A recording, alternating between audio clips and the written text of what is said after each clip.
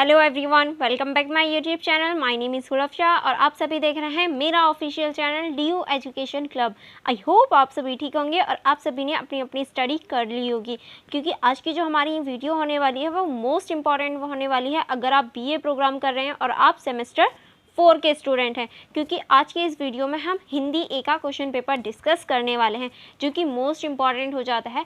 क्योंकि देखिए, आप कितनी भी प्रिपरेशन कर लीजिए, लेकिन अगर आपको पता ही नहीं होगा कि किस टाइप से क्वेश्चन पूछे जाएंगे और एक साथ आप क्वेश्चन पेपर देखेंगे तो आप पैनिक हो जाएंगे और आप सही से आंसर नहीं कर पाएंगे। इसीलिए इम्पॉर्टेंट है कि आप पहले से क्वेश्चन पेपर देख लीजिए कि किस टाइप से क्वेश्चन पूछे जाते हैं और किस टाइप से प्रीवियस ईयर में पूछे गए हैं, ताकि आपको थोड़ी सी नॉलेज हो जाए और आपको पता चल जाए कि हाँ, किस टाइप से क्वेश्चन पूछे जाते हैं और ये क्यों इम्पॉर्टेंट है देखना।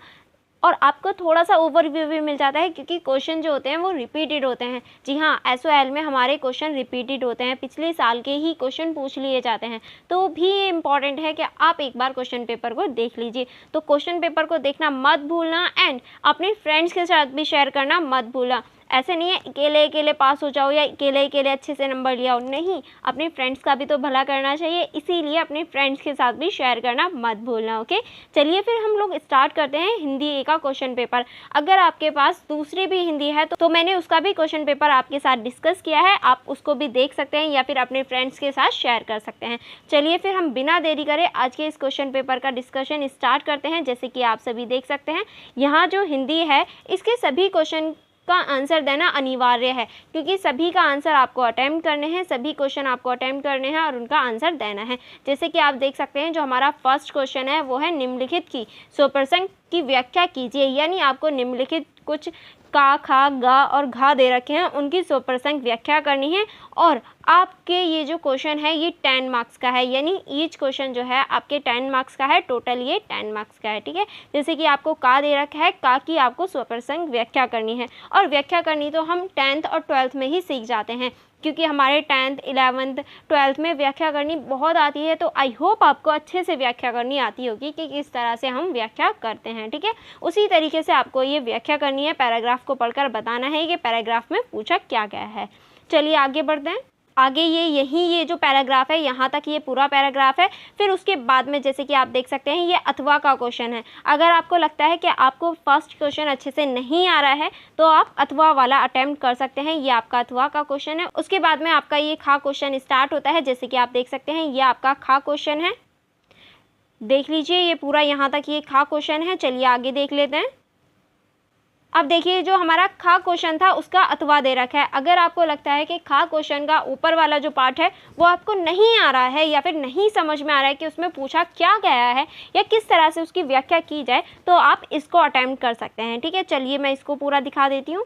ये यहाँ ये पूरा है, यहाँ तक ये हमारा कंप्लीट हो जाता है। अगर आपको लगता है कि हाँ, आपको वो चीज़ समझ में नहीं आ रही है तो आप इसको अटेम्प्ट कर सकते हैं। ठीक है, नेक्स्ट हमारा क्वेश्चन नंबर 2 स्टार्ट होता है। जो हमारा क्वेश्चन नंबर 2 है वो है निबंध का स्वरूप स्पष्ट कीजिए। यानी निबंध का जो स्वरूप होता है उसको आपको स्पष्ट करना है, उसके बारे में आपको बताना है। अगर ये है कि आपको नहीं आ रहा कि निबंध का स्वरूप किस तरह से स्पष्ट किया जा सकता है, तो आप अथवा का क्वेश्चन जो है उसको अटेम्प्ट कर सकते हैं, यानी आप अथवा वाले को अटेम्प्ट कर सकते हैं। अथवा में आपका है नाटक के विकास का संक्षिप्त परिचय दीजिए। यानी नाटक का जो विकास है वो किस तरह से हुआ ये आपको बताना है। इसके विकास चरण यानी विकास चरण को आपको पूरा डिटेल में बताना है। पहले आपको बताना है नाटक क्या है और नाटकों की शुरुआत कैसे हुई और किस तरह से इनका विकास हुआ चरम के अनुसार, यानी किस तरह से ये धीरे धीरे विकसित हुए, ये आपको बताना है। और जैसे कि आप देख सकते हैं ये 12 नंबर का क्वेश्चन है। यानी आप अगर ये निबंध वाला चाहें तो ये अटेम्प्ट कर सकते हैं, नाटक वाला चाहें तो ये अटेम्प्ट कर सकते हैं। दोनों में से आप कोई भी अटेम्प्ट कर सकते हैं, ये आपके ऊपर डिपेंड करता है कि आप कौन सा अटेम्प्ट करते हैं। नेक्स्ट आपका है क्वेश्चन नंबर 3। क्वेश्चन नंबर 3 है मलबे का मालिक कहानी विभाजन की त्रासदी को प्रस्तुत करती है, स्पष्ट कीजिए। यानी मलबे का जो मालिक कहानी है वो त्रासदी को स्पष्ट करती है, किस तरह से ये आपको बताना है। जी हाँ, अगर आपने ये चैप्टर पढ़ा है तो बहुत अच्छे से आपने इसको कनेक्ट करके देखा होगा, क्योंकि जब हमारा भारत और पाकिस्तान का विभाजन होता है ये उस टाइम की कहानी लिखी गई है। और उस टाइम पे एक व्यक्ति जो पाकिस्तान को छोड़ के भारत आ जाता है, अपने परिवार, अपनी ज़मीन, अपने रिश्ते नाते सब कुछ छोड़ के जब वो भारत में आ जाता है, तब वो इस कहानी को इस संदर्भ में लिखते हैं और बताते हैं कि किस तरह से लोगों ने अपनी जो ज़मीनें थी, अपनी जो विरासत थी, अपनी जो पहचान थी वो छोड़ दी विभाजन के कारण, क्योंकि विभाजन ने लोगों की पहचानें तक छीन ली थी। एक इंसान की पहचान किससे होती है? उसके पूर्वजों से, उसकी ज़मीन से, उसके रिश्तों से। अगर उस इंसान से, यानी अगर मैं आपके लिए एग्ज़ाम्पल हूँ, आपका ही एग्ज़ाम्पल, आपके घर बार, आपकी फैमिली, आपके दोस्त वगैरह सब छीन लिए जाएँ, क्या आपकी कोई पहचान रहेगी? नहीं रहेगी। आप कौन हो कोई नहीं जानेगा। आपके रिश्तेदार वगैरह सब छीन लिए जाएँ तो कोई भी पहचान नहीं रहती। तो इस टाइम पे जो त्रासदी थी उस चीज़ को ही बताया गया है, जो कि विभाजन की वजह से हुई थी। ये बहुत अच्छी स्टोरी है। अगर आपने पढ़ी है तो मुझे कमेंट बॉक्स में बताना। अगर आपने नहीं पढ़ी है तो मैंने ये पूरे ही बुक को होल बुक एक्सप्लेनेशन करवाई है, आप उसको चेकआउट करना मत भूलना, ताकि आप अपने एग्जाम में अच्छे नंबर ला पाएँ। अब देखिए जो क्वेश्चन नंबर 3 है, अगर आपको ये क्वेश्चन नहीं आता तो अथवा में भी क्वेश्चन दिया गया है। चलिए अब हम अथवा वाला क्वेश्चन देख लेते हैं।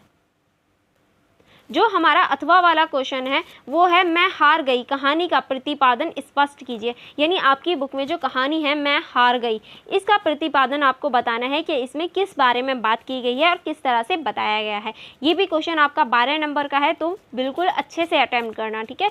चाहे आप मलबे का मालिक त्रासदी को स्पष्ट कर सकते हैं या फिर इस कहानी मैं हार गई कहानी को स्पष्ट कर सकते हैं, ठीक है।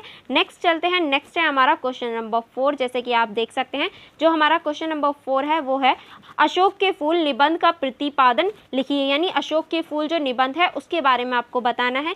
या फिर आप अथवा वाला क्वेश्चन अटेम्प्ट कर सकते हैं जो है उत्साह निबंध का सार अपने शब्दों में लिखिए। यानी उत्साह जो निबंध है उसका जो सार है, यानी उसमें आपको क्या समझ में आया, उसका जितना भी सार है आपको अपने शब्दों में लिखना है। ये क्वेश्चन बहुत ज़्यादा ईजी हो जाएगा, क्योंकि देखिए इस निबंध को पढ़कर आपको क्या समझ में आया, क्या चीज़ें बताई गई हैं, कैसे बताई गई हैं, सिर्फ आपको अपने शब्दों में लिखना है। तो आप इसको भी अटेम्प्ट कर सकते हैं। और ध्यान रखना ये भी क्वेश्चन हमारा 12 नंबर का है, तो अच्छे से अटेम्प्ट करना, ठीक है। चलिए आगे बढ़ते हैं। आगे हमारा क्वेश्चन नंबर 5। जैसे कि आप देख सकते हैं क्वेश्चन नंबर 5 है भोले राम का जीवन में लेखक क्या संदेश देना चाहता है, स्पष्ट कीजिए। यानी भोले राम का जीवन, ये जो आपका लेखन है इसमें जो लेखक है वो क्या संदेश देना चाहते हैं, ये आपको बताना है कि भोले राम के जीवन से लेखक क्या संदेश देना चाहते हैं, हम लोगों को क्या बताना चाहते हैं, स्पष्ट करना है आपको, ठीक है। अगर आपको ये क्वेश्चन नहीं आता तो आप अथवा वाला क्वेश्चन अटेम्प्ट कर सकते हैं। अथवा वाला क्वेश्चन है चिड़ों पर चांदी का सार अपने शब्दों में लिखिए। यानी चिड़ों पर चांदी, ये जो आपका पाठ है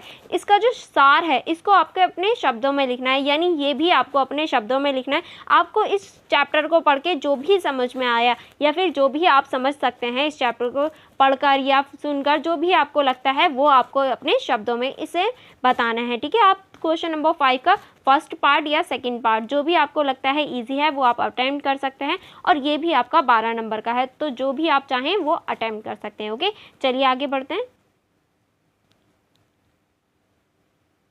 आगे आप देख सकते हैं आगे है हमारा क्वेश्चन नंबर 6 जो है एक पर टिप्पणी लिखिए। यानी किन्हीं एक, यहाँ आपको 2 पॉइंट दे रखे हैं, आपको किसी एक पर टिप्पणी लिखनी है, उसके बारे में बताना है। और ये जो क्वेश्चन है ये हमारा 7 नंबर का है, तो आपको इसी हिसाब से इस पर टिप्पणी करनी है। जो आपका पहला है वो है एकांकी का स्वरूप। यानी जो एकांकी चैप्टर है आपके बुक में उसका स्वरूप बताना है, उसके ऊपर आपको डिटेल में बताना है कि एकांकी में क्या बताया गया है। नेक्स्ट है आपका जीवनी की विशेषताएं। यानी जो जीवनी लिखी जाती है उसकी विशेषताएं बतानी है कि जीवनी किसके द्वारा लिखी जाती है, किस पर लिखी जाती है और किस लिए लिखी जाती है। इन सभी प्रश्नों के आंसर आपको इसमें देने हैं। अपने आप से प्रश्न करके जब आप आंसर देंगे तो बहुत अच्छे तरीके से आप जीवनी की विशेषताओं को बता पाएंगे।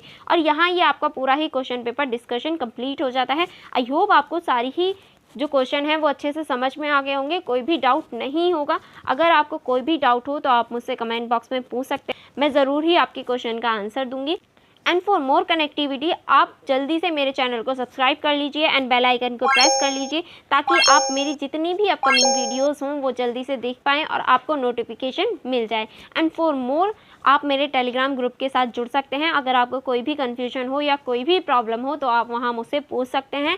एंड आप मेरी इंस्टाग्राम आईडी को भी चेकआउट कर सकते हैं, जहाँ मैं आपको इन्फॉर्मेशन देती हूँ एंड आपके साथ क्वेश्चन पेपर भी शेयर करती हूँ, तो आप वहाँ भी मेरे साथ जुड़ सकते हैं, ओके। एंड आप अपने फ्रेंड्स के साथ शेयर करना मत भूलना और मेरी वीडियो को लाइक करना और मेरे चैनल को सब्सक्राइब करना मत भूलना। चलिए फिर मिलते हैं नेक्स्ट वीडियो में। Thank you for watching everyone.